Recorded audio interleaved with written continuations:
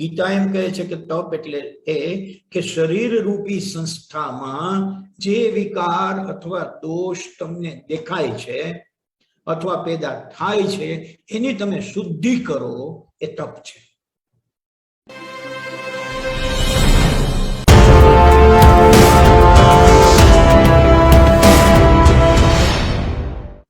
તો અર્જુનને જે થયું કે મામ કહા પાંડવાશ્ચૈવ, એ પ્રશ્ન ખરેખર મને અને તમને અનુભવમાં આવે છે ને ત્યારે ખબર પડે છે. ત્યાં સુધી ખબર પડતી નથી.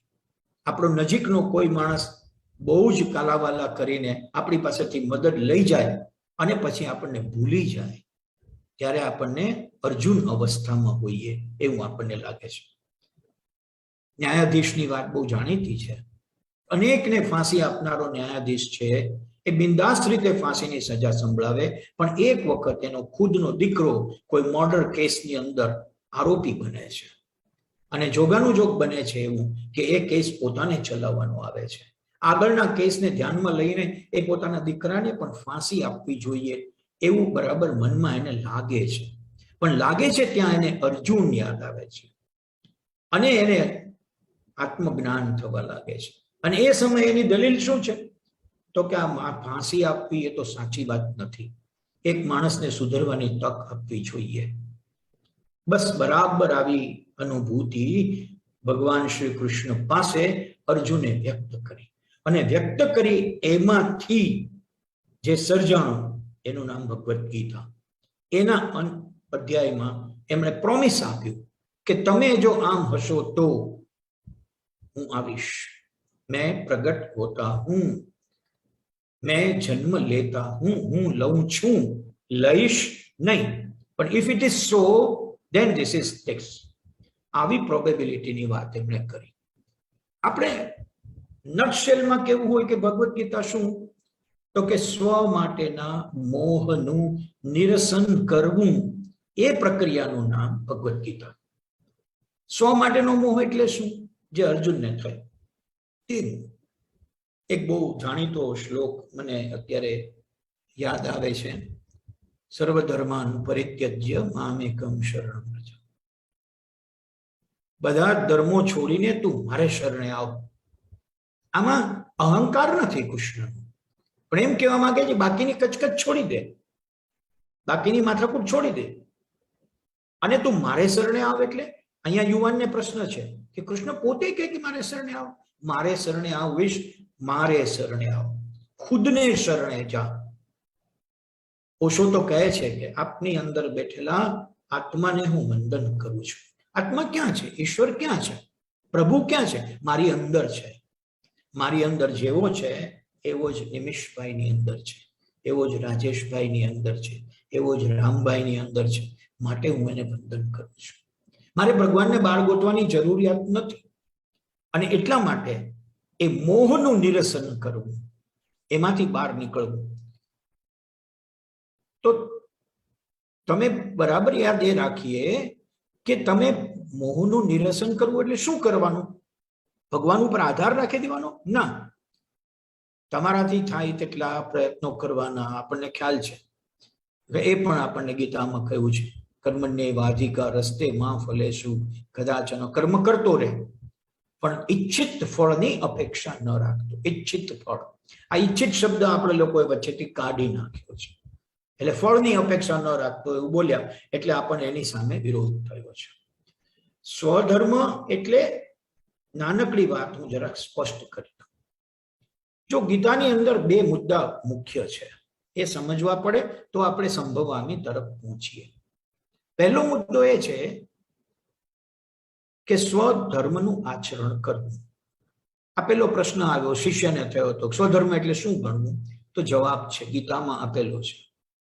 એમને એમ કહ્યું કે તમે જન્મ લો છો, તમને જ્યારે ઈશ્વર પૃથ્વી ઉપર મોકલે છે ત્યારે તમારી સાથે 3 સંસ્થાઓને જોડે છે. આ જે 3 સંસ્થાઓ તમારી છે, એ 3 સંસ્થાઓની સાથે જે કોઈ વ્યવહાર તમે કરો, એ વ્યવહારને જો તમે બરાબર ફૂલફિલ કરવાનું કામ કરો, અથવા તો બીજા શબ્દોમાં એમ કહું કે તમે કોઈ પણ સંજોગોમાં એમાં કશી જ બાંધછોડ ન કરો તો જે થાય છે એનું નામ સ્વધર્મ આચરણ છે. કઈ 3 સંસ્થાઓ? પહેલી સંસ્થા, જે શરીર લઈને આપણે જન્મ્યા તે શરીર એક સંસ્થા છે. બીજી સંસ્થા, જે શરીર કુટુંબની વચ્ચે આવ્યું. કુટુંબ એટલે મારું કુટુંબ થઈ મામા ફુવા એ નહીં, મારા પડોશી, મારી શેરી, મારી સ્કૂલ, મારા મિત્રો, આ બધું કુટુંબ છે. આ સમજવાની જરૂર છે સાહેબ. અત્યારે જયારે રાષ્ટ્રવાદનો નારો લગાવીએ છીએ ત્યારે ગીતા રાષ્ટ્રવાદ નથી કહેતી, રાષ્ટ્ર પ્રેમની વાત કરે છે. રાષ્ટ્ર પ્રેમ એટલા માટે સાચો કે મને મારું રાષ્ટ્ર વાલું છે એમ તમને તમારું પણ રાષ્ટ્ર વાલું છે, એનો હું સ્વીકાર કરું છું. રાષ્ટ્રવાદનો અર્થ એવો છે મારું જ રાષ્ટ્ર વાલું, તમને તમારું વાલું કહેવાની છૂટ નહીં. તો સમાજ, રાષ્ટ્ર એ તમારું કુટુંબ છે, એ બીજી સંસ્થા છે. અને ત્રીજી સંસ્થા, તમે જે સૃષ્ટિમાં જન્મ્યા છો, જે સમષ્ટિમાં જન્મ્યા છો, જે અસ્તિત્વમાં જન્મ્યા છો, ત્યાં વૃક્ષ છે, નદી છે, પર્વતો છે, અનેક વસ્તુઓ છે, સૂર્ય છે, ઉર્જા છે, પવન છે. આ બધી જ વસ્તુઓ જે અસ્તિત્વમાં તમે જુઓ છો, ચારે તરફ પંચ મહાભૂત જે જુઓ છો, એના પ્રત્યે પણ તમારી જવાબદારી છે. અને બહુ સુંદર રીતે દર્શાવેલું છે. એટલા માટે હું આનો ઉલ્લેખ કરું છું કે આપણે સ્વધર્મ આચરણ કરીશું તો પેલી શરતો આગળની ફૂલફિલ થવાની છે. યદા યદા હિ ધર્મસ્યની મૂળ શરતો ફૂલફિલ કરવી હોય તો શું કરવાનું? પેલું શરીર, બીજું આપણું કુટુંબ, વિસ્તૃત કુટુંબ, વ્યાપક કુટુંબ, અને ત્રીજું સમષ્ટિ અથવા તો સૃષ્ટિ અથવા તો અસ્તિત્વ. આ 3 સંસ્થા તમે જન્મ્યા ત્યારથી ભેગી આવી છે. ગીતામાં કહ્યું છે કે આ 3 સંસ્થા પ્રત્યે તમારું ઉત્તરદાયિત્વ છે. You are answerable to this 3. Answerable, not questionable. કેમ આમ થયું એમ નહીં, મારે આમ કરવાનું છે. હવે કરવાનું શું? તમારે એટલું જ કરવાનું છે. એના માટે પછી શાસ્ત્રોક્ત વાતો કરી એ જુદી વાત છે. બહુ સીધી જ વાત કરી કે તમે તપ કરો. આપણે ત્યાં 3 શબ્દો બોલાય છે, તપ, દાન અને યજ્ઞ. તો તપ એટલે શું? તપ એટલે બીજું કશું નથી. ઉપવાસ કરીએ ને એકટાણા કરીએ ને ફલાણું રાખીએ, એ બધું ખરેખર તપ નથી. ગીતા એમ કહે છે કે તપ એટલે એ કે શરીર રૂપી સંસ્થામાં જે વિકાર અથવા દોષ તમને દેખાય છે અથવા પેદા થાય છે એની તમે શુદ્ધિ કરો, એ તપ છે. શરીર રૂપી સંસ્થાને જાળવવા માટે જે શુદ્ધિ યજ્ઞ ચલાવો, એ તપ છે. આ વિચિત્ર વાત છે, એટલે મેં ખાસ કોટ કરી છે. ગીતા આવું કહે છે કે તમારું તપ એટલે આ. બીજું દાન. આપણે બોલતા આવ્યા છીએ દાન. તો કે સમાજનું તમે ઘણું લઈ રહ્યા છો, કુટુંબમાંથી તમે ઘણું મેળવી રહ્યા છો. કોઈકે તમને બીજું કશું નથી આપ્યું તો ટચલી આંગળીનો ટેકો કર્યો છે. કોઈકે તમને હથેળીમાં ઉંચકી લીધા છે. કોઈકે તમને ફોન ઉપર 2 સારા શબ્દો કહ્યા છે. કોઈક તમે બરાબર નિરાશાની ગર્તામાં હતા ત્યારે એને આંગળી ધરી છે અને ઉપર ઉછાળ્યા છે. जिंदगी के हर कदम पर गिरे मगर सीखा कैसे गिरतों को थाम लेते हैं. આ શીખ્યા છે આપણે. પડ્યાને કોઈ કે આંગળી ધરીને આપણે ઊભા કર્યા. તો આ સમાજનું ઋણ ચૂકવવા માટે તમે જે કરો એ હકીકતમાં દાન છે. એ તમારે કરવાનું છે. શરીર, મન, ધન થી જે થઈ શકે એ મદદ તમે કરો, એ દાન છે. તપ શરીર માટે, દાન સમાજ માટે, અને ત્રીજું યજ્ઞ.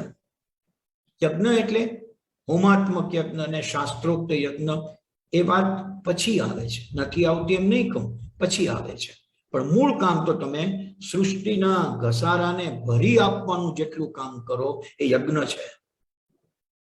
વરસાદ નથી આવતો એવી ફરિયાદ કરવા કરતા દર વરસાદની મોસમ પહેલા હું 100 વૃક્ષ વાવું અને 500 વૃક્ષ લોકોને વાવવા માટે પ્રેરું તો એ મારો યજ્ઞ છે. એના માટે હોમ હવન કુંડી જરૂરી નથી. આ યજ્ઞ છે, વાપરેલી ચીજ છે.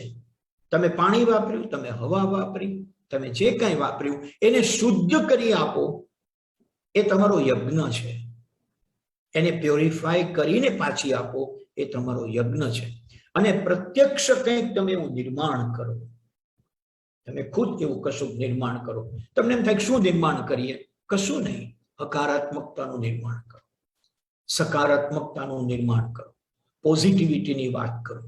કોઈની સાથે ઝઘડવા કરતા મૌન રહીને એક સુંદર મજાનો સંદેશો આપો. આ તમારો યજ્ઞ છે. હું ખાસ આ 3 શબ્દોની ચર્ચા એટલા માટે કરવાનું પસંદ કર્યું મેં કે શરીર નામની એક સંસ્થા, કુટુંબ નામની બીજી સંસ્થા અને સમષ્ટિ સૃષ્ટિ નામની ત્રીજી સંસ્થા, એ ત્રણેય માટે આટલું કરો એ તમારું સ્વધર્મ આચરણ છે. સ્વધર્મ શોધવા નથી જવાનું. યાદ રાખવાનું, સ્વધર્મ તમારે શોધવા જવાની જરૂર નથી. જન્મ્યા એની ભેગા જ તમારી સાથે સ્વધર્મ આવ્યો છે. આપણને ગીતાના એક શ્લોકમાં એવું કહેવામાં આવ્યું છે, સ્વધર્મે નિધનમ શ્રેય પરધર્મો ભયાવહ. બહુ સુંદર, આટલો જ જાણીતો શ્લોક છે. સ્વધર્મે નિધનમ શ્રેય પરધર્મો ભયાવહ. અહીંયા પણ આપણે સંકુચિત થવાની જરૂર નથી સાહેબ. આ મારો હિન્દુ ધર્મ ને આ મારો ઇસ્લામ ધર્મ ને આ મારો ક્રિશ્ચન ધર્મ, ના, એ ધર્મની વાત નથી. સ્વધર્મે નિધનમ શ્રેય એટલે તમારું છે ને ઓળખો, ઓળખીને એની ભેગા રહો, એનું સંવર્ધન કરો, એને વધુ ને વધુ દેદીપ્યમાન બનાવવા માટે પ્રયાસ કરો. એ સ્વધર્મે નિધનમ. મરી નથી જવાનું. આપણે રોજ સવારે ઉઠીએ છીએ ને સૂર્યને નમસ્કાર કરીએ છીએ, આદિત્ય નારાયણ દેવને પ્રાર્થના કરીએ છીએ. આ સૂર્ય ન હોય તો આપણે જીવન ન કરી શકીએ, આજનો દિવસ ન વીતે. ખૂબ ગણતો હોવા છતાં એ સૂર્યને સવારના જ નમસ્કાર થાય છે. મધ્યાહને તપતો સૂર્ય હોય ત્યારે એને નમસ્કાર કોઈ કરતું નથી. એ ઉદાહરણ આપ્યું, સૃષ્ટિએ ઉદાહરણ આપ્યું કે ભાઈ વિચાર કરજે. પરધર્મો ભયાવહ, એ જ્યારે અનુકૂળ છે ત્યારે તું એની પ્રાર્થના કર. તને પ્રિય છે એનો અર્થ એવો નહીં કે તમે સૂર્ય ઉપર જઈને વસો. મને સૂર્ય બહુ ગમે છે એટલે હું કાલે સૂર્ય ઉપર વસીશ, તો પરધર્મો ભયાવહ, બીજાનો ધર્મ છે. આ પૃથ્વીથી હું કંટાળી ગયો છું. દેશની અંદર રાજકારણ છે, જો તરફ અત્યારના પ્રશ્નો છે, સમસ્યાઓ છે, તો હું શું કરું? પૃથ્વી છોડી દઉં? ક્યાંક જતો રહું? ના. ત્યારે કહે છે સ્વધર્મો ભયાવહ, સ્વધર્મે નિધનમ શ્રેય પરધર્મો ભયાવહ. તમારો ધર્મ છે, પૃથ્વી ઉપર તમને મોકલ્યા છે, ત્યાં રહેવાનું છે. કલ્પના કરો સાહેબ, માછલીએ પાણીમાં જ રહેવાનું છે. પાણી વગર તો માછલી નહીં રહી શકે. કોઈ આવીને એમ કે દૂધનો કુંડ ભર્યો છે, આ પાણી છોડ અને દૂધના કુંડમાં આવ, અને માછલી વિચારે કે દૂધ મળતું હોય તો પાણીમાં શું કામ રહેવું જોઈએ? નિધન થવાનું છે. આ ગુઠાર્થ મારે અને તમારે એટલા માટે સમજવું પડે કે આપણે જે પરિસ્થિતિનું નિર્માણ કરવું છે એ પરિસ્થિતિનું નિર્માણ થશે તો આપણને કદાચ ઈશ્વર સંભવામી યુગે યુગનું વચન પાળશે.